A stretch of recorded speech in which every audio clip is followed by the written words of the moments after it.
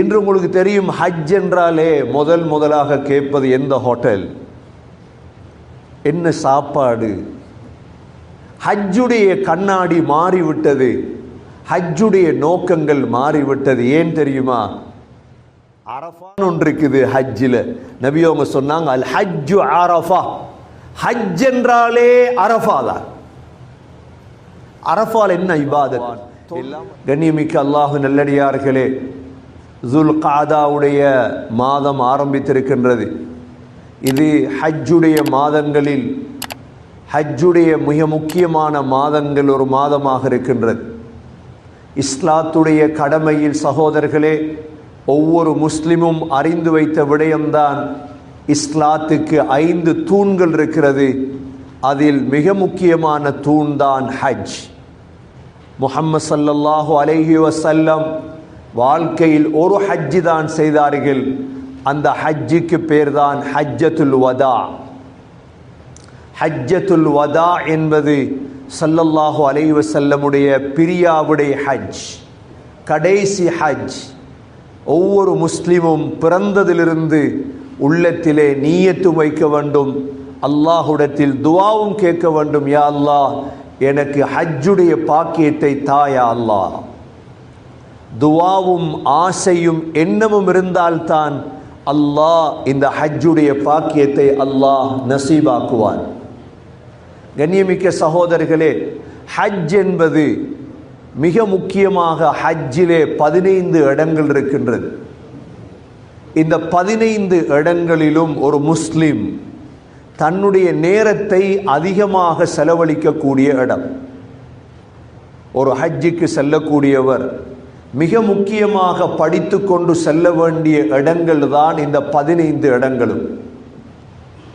இமாம் ஹசன் பஸ்ரி ரஹிமஹுல்லா மக்காவில் உள்ள மக்களுக்கு ஒரு கடிதம் எழுதினார்கள். மக்கா வாசிகளே, உங்களுடைய ஊரிலே 15 இடங்கள் இருக்கிறது. இந்த 15 இடங்களிலும் உங்களுடைய காலத்தை, நேரத்தை துஆவிலே செலவழியுங்கள். அந்த ஊருக்கு செல்லுவதே துஆவுக்காக வேண்டிதான். ஹஜ்ஜும் துஆவும் ரெண்டும் ஒன்றாக கலந்தது. அதனால தான் உலமாக்கள் ஹஜ்ஜுக்கு செல்லக்கூடியவர்களை துஆவுக்கு பழக்குவார்கள். கூட்டான துஆ வேறு, தனியான துஆ வேறு.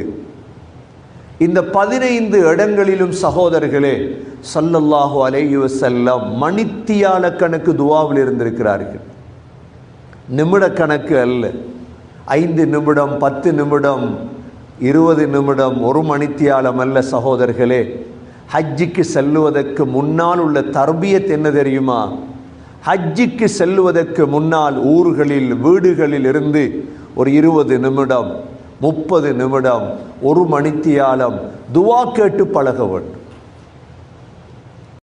இன்று உங்களுக்கு தெரியும், ஹஜ் என்றாலே முதலாக கேட்பது எந்த ஹோட்டல், என்ன சாப்பாடு. ஹஜ்ஜுடைய கண்ணாடி மாறிவிட்டது, ஹஜ்ஜுடைய நோக்கங்கள் மாறிவிட்டது. ஏன் தெரியுமா? காரணம், குர்ஆனும் ஹதீஸும் தெரியாதவர்கள் ஹஜ்ஜுக்கு வழிகாட்டிகளாக மாறியது. ஹஜ்ஜையும் உம்ராவையும் வெறும் வியாபாரத்துக்காக செய்ததால் ஹஜ் என்றால் முதல் கேட்பது எந்த ஹோட்டல்ல தங்கினீங்க, உங்களோட என்ன சாப்பாடு, யாரும் கேட்கறது இல்லை. ஹஜ்ஜில் நீங்க எத்தனை மணித்தியாலம் துஆ கேட்டீங்க, உம்ராவில் எத்தனை மணித்தியாலம் துஆ கேட்டீங்க. சகோதரர்களே, அந்த நிலைமையை நாங்கள் தான் மாற்றோம். அந்த நிலைமையை மாற்றி எடுக்கும். 10 நாள் ஹஜ்ஜில் இருந்திருங்கண்டா கிட்டத்தட்ட ஒரு நாளைக்கு 10 மணித்தியாலம் வீதம் துஆவில் ஈடுபட்டிருக்கோம். துஆவே தட்டப்படாத ஒரு பூமி தானே அந்த பூமி. வாழ்க்கையில் ஒரு தடவை தானே இந்த ஹஜ் ஃபர்த். நபி ஸல்லல்லாஹு அலைஹி வஸல்லம் 1,24,000 சஹாபாக்களை அழைத்து கொண்டுதான் ஹஜ்ஜுக்கு சென்றார். தனியே செல்லவில்லை. 1,24,000 சஹாபாக்களை அழைத்து கொண்டு சென்று நபி அவங்க அவ்வளோ பேரையும் அனைவர்களையும் பார்த்து சொன்ன வார்த்தை என்ன தெரியுமா? ஹுது அன்னி மனாசிகக்கும், என்னிடமிருந்து ஹஜ்ஜை படித்துக் கொள்ளுங்கள். ஃபலஅல்லி லஅஹுஜ்ஜு பஅத ஆமி ஹாதா, இந்த ஆண்டுக்கு பிறகு என்னால் ஹஜ்ஜி செய்யும் சந்தர்ப்பம் கிடைக்காது. இந்த ஆண்டுக்கு பிறகு என்னால் ஹஜ்ஜி செய்யும் சந்தர்ப்பம் கிடைக்காது. ஹஜ்ஜை படிச்சு கொள்ளும். அதே மாதிரி ஆனது. ஹஜ்ஜை முடித்துவிட்டு, அரஃபா தான் நபியுடைய ஹஜ்ஜுடைய முக்கியமான நாள்.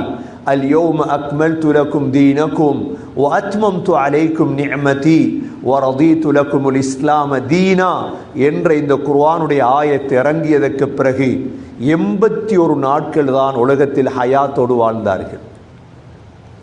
முஹம்மது ஸல்லல்லாஹு அலைஹி வஸல்லமுடைய ஹஜ்ஜிலே மிக பிரதானமானது சகோதரர்களே துஆ. துஆவை கண்டு உலகம் நடுங்கும். துஆவை கண்டு அநியாயக்காரருடைய உள்ளங்கள் தயங்கும். துஆ எங்களுடைய மிக முக்கியமான இபாதத். துஆவை படித்தவர்கள் தான் ஹஜ்ஜாஜிகள். இந்த 15 இடங்களில் முதலாவது இடம் சகோதரர்களே தவாஃப் செய்யும் இடம். தவாஃப் செய்யும் இடம் இருக்குதே, இந்த இடம்தான் துஆ கபூல் செய்யப்படும் இடம். இஹ்ராத்தை அணிந்து கொண்டு நீங்கள் உம்ரா செய்திருப்பீர்கள், ஹஜ்ஜிக்கு செல்ல நியத்து வைத்திருப்பீர்கள். இந்த ஆண்டோ அடுத்த ஆண்டோ எப்பொழுதோ, ஹஜ் என்பது வாழ்க்கையில் ஒரு தடவை தான், அதை மிக பெருமதியாக செய்ய வேண்டும். தவாஃபிலே அல்லாஹ் சொல்கிறான், ஃபல்யத்தவஃபு பில் பைத்தில் அதீக், இந்த காபத்துல்லாவை தவாஃப் செய்யுங்கள். இந்த தவாஃபிலே ஆக முக்கியமாக இடம்பெறக்கூடிய இடங்களில் இரண்டாவது இடம்தான் சகோதரர்களே முல்தஸம். முல்தஸம் என்றால் என்ன? காபத்துல்லாஹுடைய கதவு இருக்கிற இடம். இந்த முல்தஸமிலே ஸல்லல்லாஹு அலைஹி வஸல்லம் துஆ கேட்டார்கள். இந்த முல்தஸமிலே கேட்கப்படும் துஆ தட்டப்பட மாட்டார், ஹராமான பணத்தில் சென்றாலே தவிர. முந்திய காலங்களில் வரலாறுகள் எழுதியிருக்கிறார்கள், காபத்துல்லாவுக்குள் ஹசானாக்கள் இருந்தது. காபாவுடைய அந்த இடத்திலே சில பாம்புகளும் இருந்தது. யாராவது ஒருவர் ஹராமான பணத்தில் சென்றார், அந்த பாம்பு அவரை துரத்தும், உள்ளே வராதே. இரண்டாவது, நீங்கள் கேள்விப்பட்டிருப்பீர்கள், ஜாஹிலியா காலத்திலே அவர்கள் நிர்வாணமாகத்தான் தவாப் செய்வார்கள். ஏன்?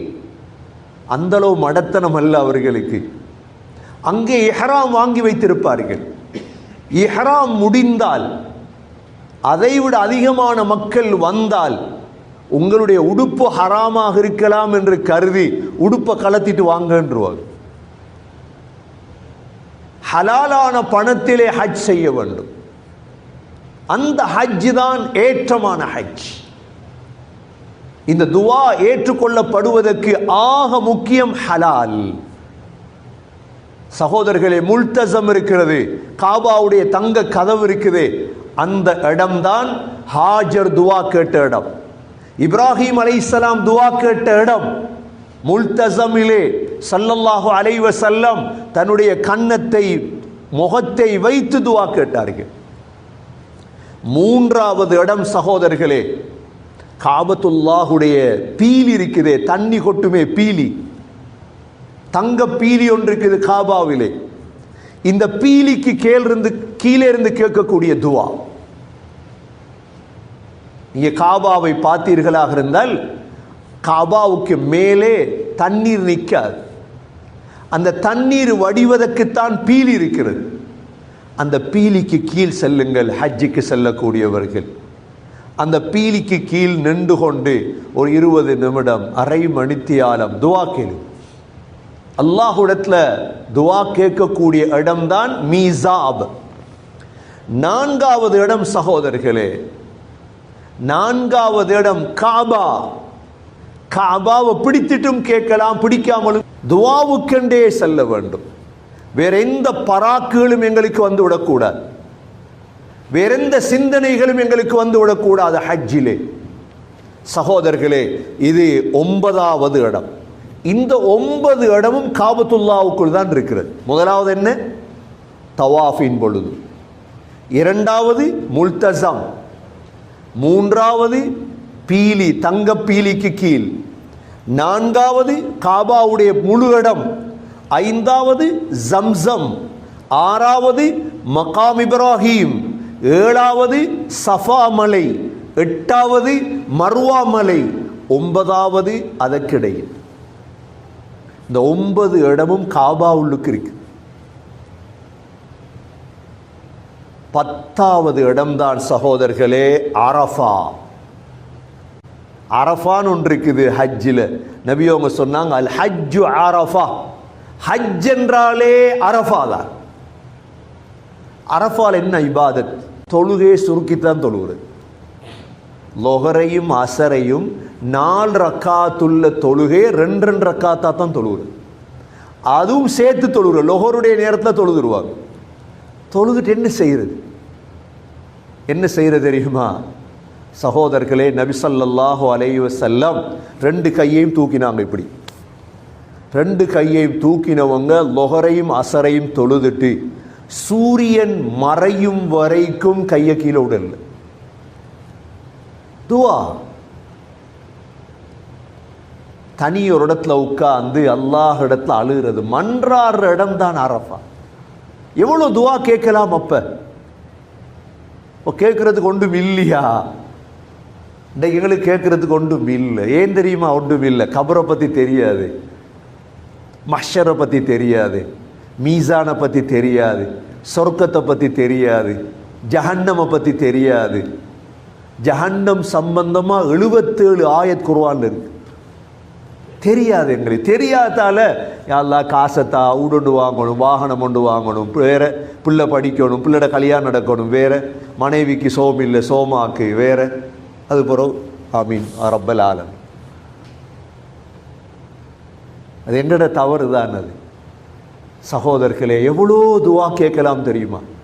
நபி ஸல்லல்லாஹு அலைஹி வஸல்லம் அரஃபாவுடைய தினத்தில் லொஹரையும் அசரையும் சேர்த்து தொழுதுட்டு தூக்கினாங்க கையை. தூக்கின கையை விட்டது எப்ப தெரியுமா? சூரியன் மறையுது. எத்தனை மணித்தியாலம் கேட்டிருப்பாங்க. அழுகிறாங்க அழுகிறாங்க, துவா கேட்கிறாங்க.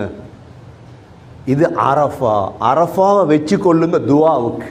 தனி ஒரு இடத்துக்கு போங்க, ஒரு மலை கல்லில் உட்காருங்க, நிக்க இல்லாத உட்காருங்க, ஒரு சூரிய வெளிச்சத்துக்கு போய் இருந்து கேளுங்க துவா. எவ்வளோ சமூகத்துக்கு கேட்குறீங்க, எவ்வளோ விடயங்கள். சக்கராத்தை கேளுங்க, மௌத்தை கேளுங்க, கபரை கேளுங்க, ஆரோக்கியத்தை, துனியாவை கேளுங்க, ஆகிரத்தை கேளுங்க. அல்லாஹ் சொல்றான், ஹஜ்ஜி கொஞ்சம் பேர் வருவாங்களாம். وَمِنْهُمْ مَنْ يَقُولُ رَبَّنَا آتِنَا فِي الدُّنْيَا وَمَا لَهُ فِي الْآخِرَةِ مِنْ خَلَاقٍ. கொஞ்சம் பேர் ஹஜ்ஜிக்கு வந்து துவா கேட்கிறேன், அல்லாஹ் துனியாவத்தா துனியாவத்தா. அவங்களுக்கு ஆகிரத்தில் எந்த பங்கும் இல்லை. وَمِنْهُمْ مَنْ يَقُولُ, இன்னும் கொஞ்சம் பேர் துவா கேட்பாங்களாம், رَبَّنَا آتِنَا فِي الدُّنْيا حَسَنَةً وَفِي الْآخِرَةِ حَسَنَةً وَقِنَا عَذَابَ النَّارِ. அவங்க கேட்பாங்களாம் எப்படி? யா அல்லாஹ் துனியாவிலையும் தா, ஆகிரத்திலையும் தா, நரகத்தை விட்டு எங்களை பாதுகார். இப்படிதான் துவா கேட்கும். எந்த துவா பாடம் இல்லாட்டியும் ஒரு 10,000 தடவையாவது ரப்பனா ஆதினா ஃபித் துன்யா ஹஸனா வஃபில் ஆகிரத்தி ஹஸனத்தன் வகினா அஸாபன் நார். அடுத்தது லப்பைக் அல்லாஹும்ம லப்பைக் லப்பைக் லா ஷரீக லக லப்பைக் இன்னல் ஹம்த வன்னிஅமத லக வல் முல்க் லா ஷரீக லக். இந்த துவா, இதுவும் ஒரு துவா, இதுவும் ஒரு துவா ஹஜ்ஜிலே. யா அல்லாஹ் உன்கிட்ட வந்துட்டேன், லப்பைக் அல்லாஹும்ம லப்பைக், யா அல்லாஹ் உன்கிட்ட வந்துட்டேன், லப்பைக் லா ஷரீக லக லப்பைக், யா அல்லாஹ் உனக்கு எந்த கூட்டும் கிடையாது, இன்னல் ஹம்த வன் நிஅமத, எல்லா புகழும் எல்லா நிஅமத்தும் லக